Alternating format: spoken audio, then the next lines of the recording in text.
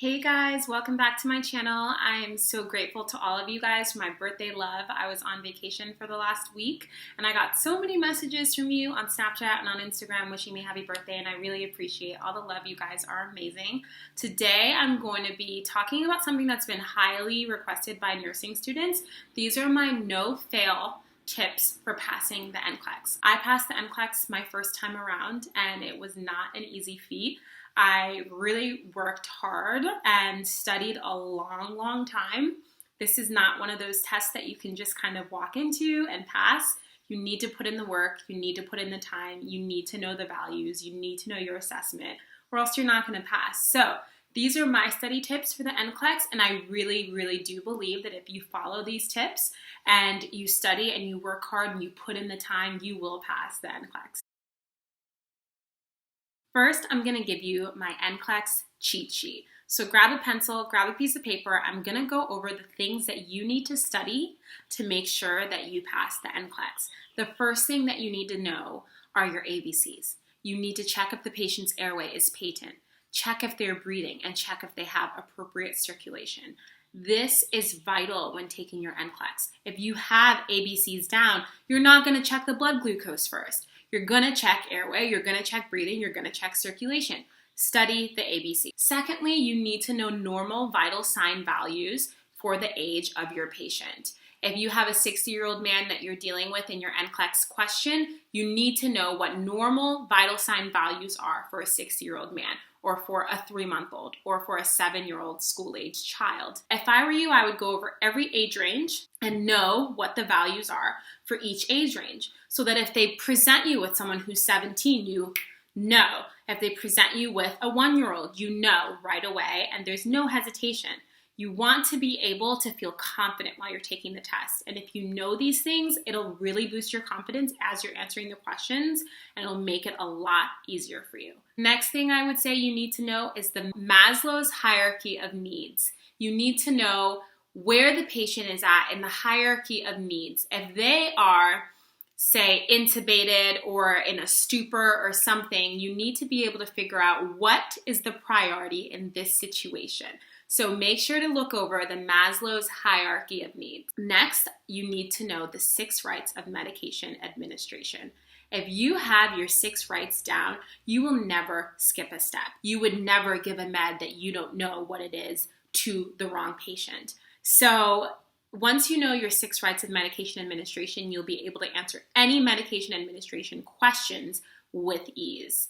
NCLEX is not going to take you into these deep things that you have never learned in nursing school. They may present scenarios that you've never gone over, but if you learn the basics of nursing, you are going to be able to answer those scenarios with ease. It's important to know the nursing process.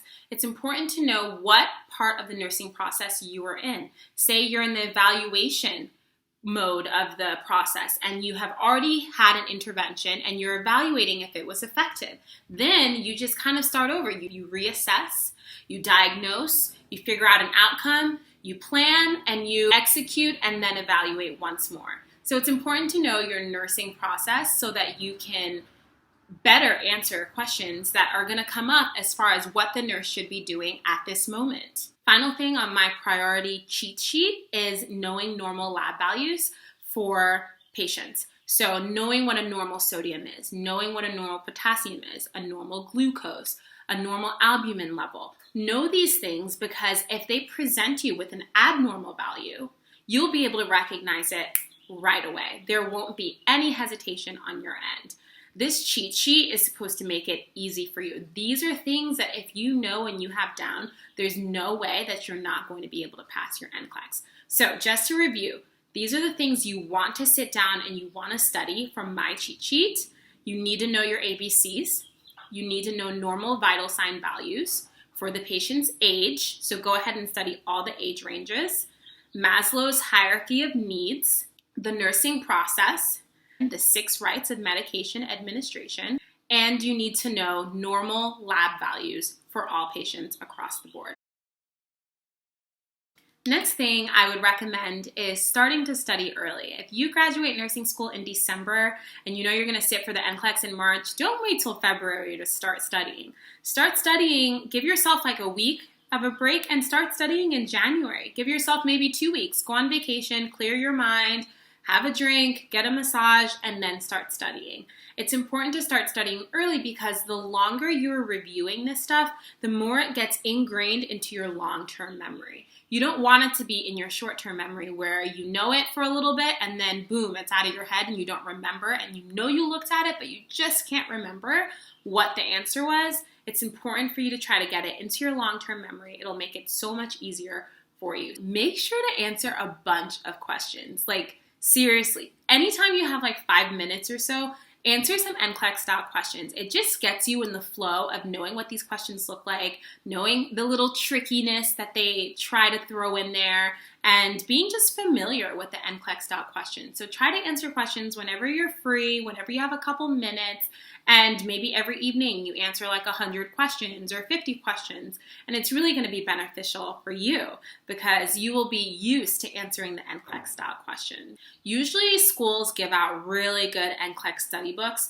I would usually recommend to start with one of those books. If you took a HESI maybe with your school, some schools don't have a HESI, but if your school has a HESI, review your HESI book. And even though you've probably reviewed it 1,000 times and you think you know everything in it, just go through the chapters and review one more time your HESI book.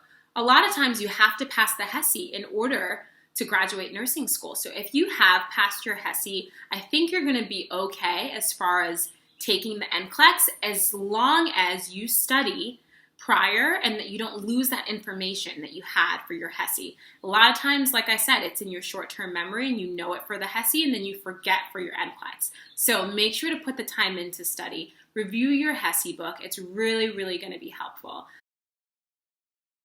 The final thing that I think is really important and is so helpful and helped me personally and has helped a lot of my friends pass the NCLEX the first time around is the Kaplan NCLEX RN review course. I can't tell you about the NCLEX PN review course. I've never taken it, but I've taken the NCLEX RN review course. I did it online.